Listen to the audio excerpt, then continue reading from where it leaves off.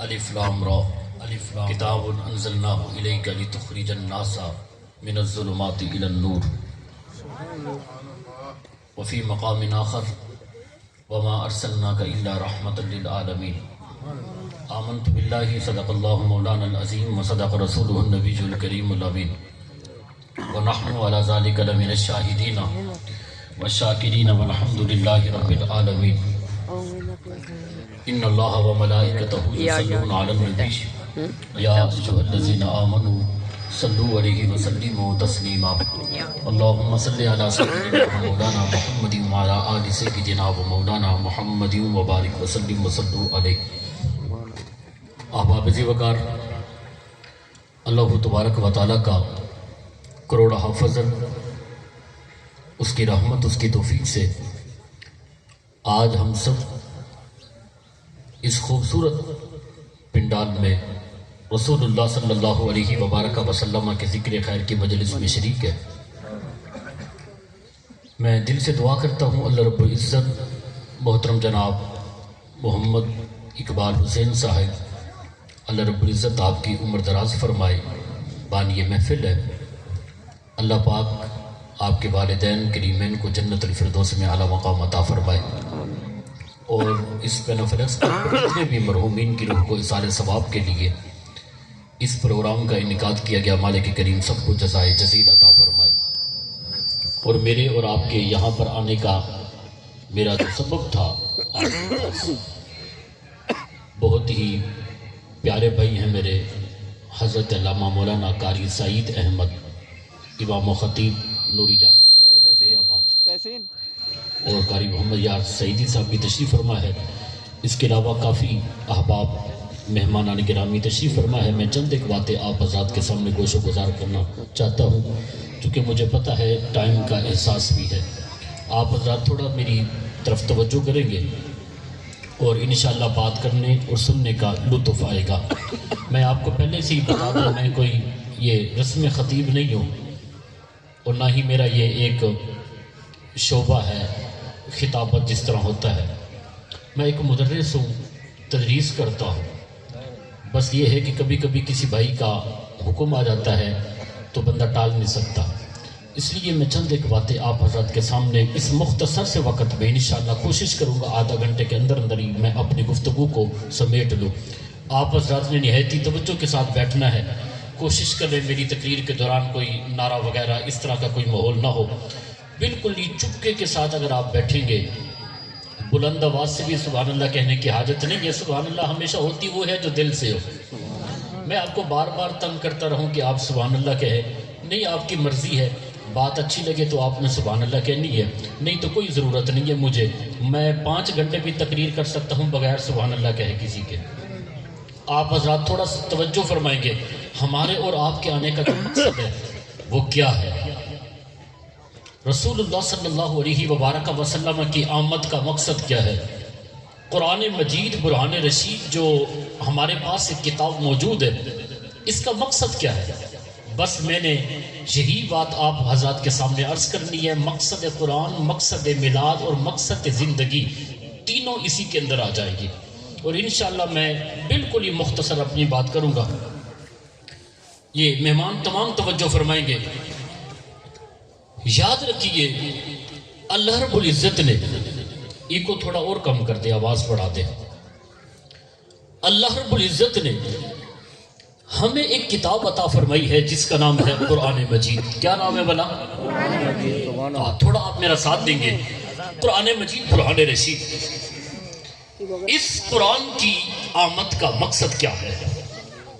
یہ جو کتاب ہمارے پاس موجود ہے قرآن مجید، یہ کیوں آئی ہے؟ اس لیے کہ ہم اس کو ناظرہ پڑھتے رہے، یہی اس کا مقصد ہے. ہرگز اس قرآن کا مقصد یہ نہیں ہے کہ آپ اس کے ناظرہ ختم کرتے رہے. اس وقت پورے پنڈال میں اگر آپ پوری رات لگا کر بھی 1000 ختم قرآن مجید کے کر دیں گے، کیا انقلاب آپ برپا کر دیں گے، سوائے ثواب کو آپ کو کچھ نہیں ملے گا. ناظرہ پڑھنے کا ثواب ہے، مگر یہ مقصد نہیں ہے. اللہ رب العزت نے کتاب قرآن مجید کو نازل کیا ہے کیا مقصد یہ ہے کہ ہم اس قرآن کے بچوں کو حافظ بناتے رہے؟ یہ مقصد نہیں ہے قرآن مجید کا کہ آپ اس کا حفظ کرتے رہے. مجھے آپ یہ بتائیں کل صحابہ کتنے تھے؟ 1,24,000 کم و بیش صحابہ تھے، مگر ان میں حافظ کتنے تھے؟ 250. زیادہ سے زیادہ 300 صحابہ اکرام علیہم رضوان حفاظ تھے، باقی تو حافظ ہی نہیں تھے. تو اس کا مطلب یہ ہوا قرآن مجید کے نازل ہونے کا مقصد نہ ناظرہ ہے نہ حفظ ہے، ثواب ضرور ہے، اس کا کوئی بندہ انکار نہیں کر سکتا. تو پھر حضرت ہمیں بتائیے قرآن مجید کی آمد کا مقصد کیا ہے؟ کیا ہم اس کتاب کے عالم بنے یہ مقصد ہے؟ یہ مقصد بھی نہیں ہے. کیا ہم مفتی بن جائیں یہ مقصد قرآن ہے؟ یہ مقصد قرآن بھی نہیں ہے. تو پھر مقصد کیا ہے؟ یاد رکھیں یہ ناظرہ، یہ حفظ، یہ عالم بننا، یہ ساری وہ چیزیں ہیں جو مقصد کی طرف لے کر جاتی ہے. مقصد تھوڑا سا بولے آپ مجھے، مقصد کیا ہے؟ اچھا ہمارے ذہن میں جو بات آتی ہے وہ یہ ہے، اچھا قرآن مجید کی آمد کا مقصد یہ ہوگا کہ ای قرآن کو پڑھتے رہو اور اس کا ثواب مردوں کی روح کو پہنچاتے رہے. اے قرآن مجید کا مقصد ہے؟ ہرگز ایسا نہیں ہے. اللہ رب العزت نے یہ قرآن مجید کتاب اس لیے نازل نہیں کی کہ بندے اس کے ختم کرتے رہو اور اس کا ثواب مردوں کی روح کو پہنچاتے رہو. یاد رکھو میری یہ بات، قرآن مجید پڑھ کر اس کا ثواب مردوں کی روح کو پہنچانا، اس سے ان کو فائدہ ہوتا ہے، سکون ملتا ہے، مگر مقصد یہ نہیں ہے، ہرگز یہ مقصد نہیں ہے. فائدہ ہوتا ہے مردوں کو پر مقصد نہیں ہے. تبھی تو اقبال چیخا تھا، اقبال کہتے ہیں بندے صوفی و ملا اسیری حیات از حکمت قرآن گیری بآیاتش افکار جزئی نیز کہ یاسین از او اسام میری. اقبال کہتے ہیں او میری ملت کے درویش، او عالم، او مفتی، او مولوی، تجھے کیا ہو گیا ہے؟ تم نے قرآن مجید سے کوئی حاصل ہی نہیں کیا، تمہیں مقصد کا ہی پتہ نہیں. کیا یہی قرآن مجید کا مقصد ہے؟ حافظ صاحب میرا ابا بیمار ہے تو سورۃ یاسین پڑھو تے ابا جلدی برے. اقبال کہتے ہیں افسوس ہے تجھ پر، ایک کتاب قرآن مجید کوئی مارن واسطے آیا ہے.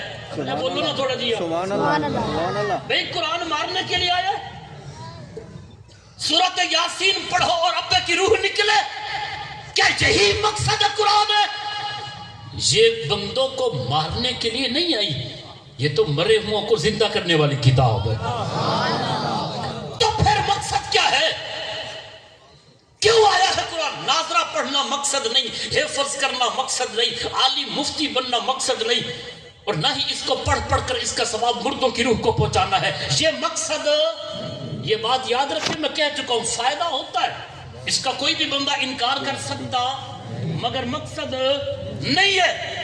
اچھا اس کا مقصد یہ ہوگا کہ جب بیٹی کی رخصتی گھر سے ہو تو قرآن مجید کے سائے کے نیچے بیٹی کو رخصت کرے، یہ مقصد ہے؟ یہ بھی مقصد.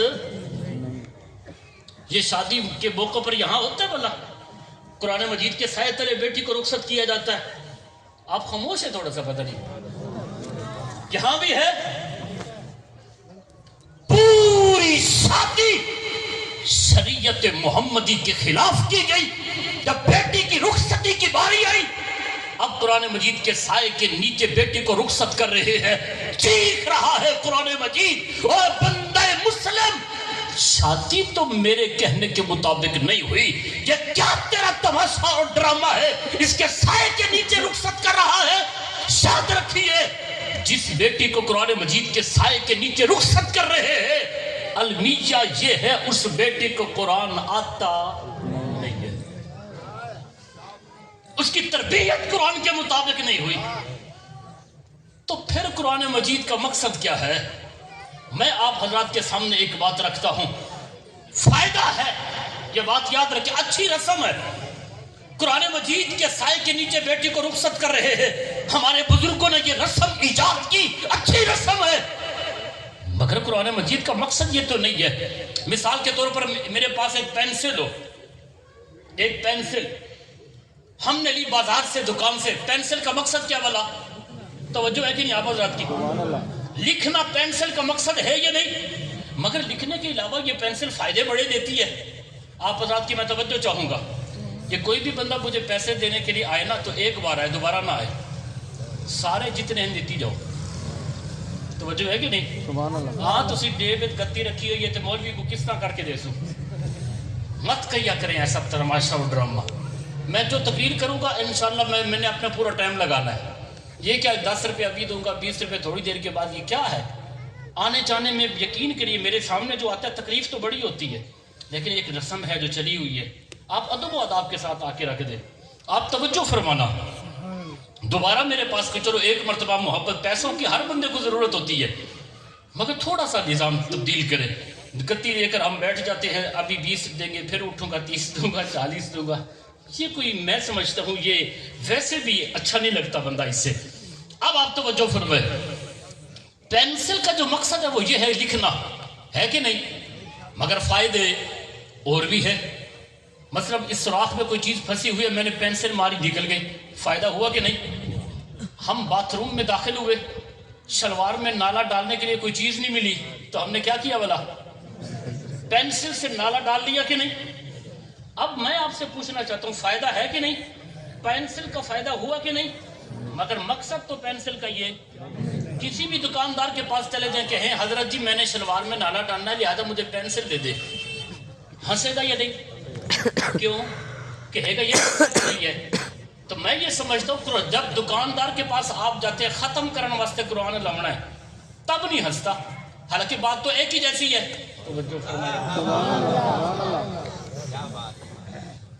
یاد رکھیے پینسل کا مقصد لکھنا ہے, فائدے اور بھی. کیا کہیں میری جسم میں کھجلی ہو رہی تھی, ہاتھ نہیں جاتا, پینسل چلی گئی, فائدہ ہو گیا کہ نہیں؟ مقصد. اب آئیے اصل مقصد کی طرف. قرآن مجید ناظرہ پڑھو ثواب, فائدہ. حفظ کرو, فائدہ. عالم بنو, فائدہ. قرآن مجید پڑھ کر ثواب مردوں کی روح کو پہنچاؤ, فائدہ. پر مقصد نہیں.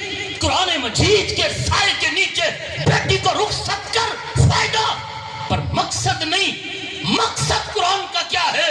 اے اللہ ہم تجھ سے پوچھنا چاہتے ہیں, یہ جو کتاب قرآن مجید برہان رشید تو نے نازل کی ہے, مقصد کیا ہے؟ اللہ فرماتا ہے او بندے اٹھا قرآن, تجھے قرآن بتائے گا میرا مقصد کیا ہے. قرآن خود بتائے گا میرا مقصد. میں تھوڑا بات کر دوں قرآن مجید کی آیت.